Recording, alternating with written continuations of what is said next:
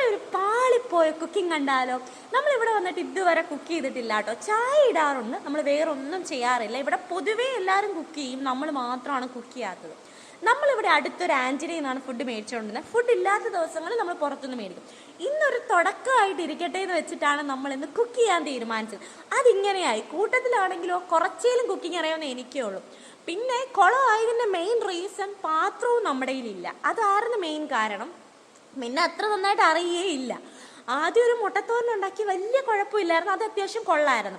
അത് കഴിഞ്ഞപ്പോഴാണ് ദിവളുടെ ഒരു പറച്ചിൽ മുട്ട പൊരിക്കാൻ. നമുക്ക് അപ്പം ഞാൻ പറഞ്ഞു എന്തോ ഒരു സാധനം ഇല്ലാന്ന്. അപ്പം നമുക്ക് മനസ്സിലായില്ല ചട്ടുകും ഇല്ലാന്ന്. അവസാനം തിരിച്ചിടാൻ നേരത്താണ് ചട്ടുകും ഇല്ലാന്ന് ഓർത്തത്. അപ്പം പിന്നെ സ്പൂണ് വെച്ച് തിരിച്ചും മറിച്ചും ഒക്കെ തോരനാക്കി എടുത്തിട്ടുണ്ടായിരുന്നു.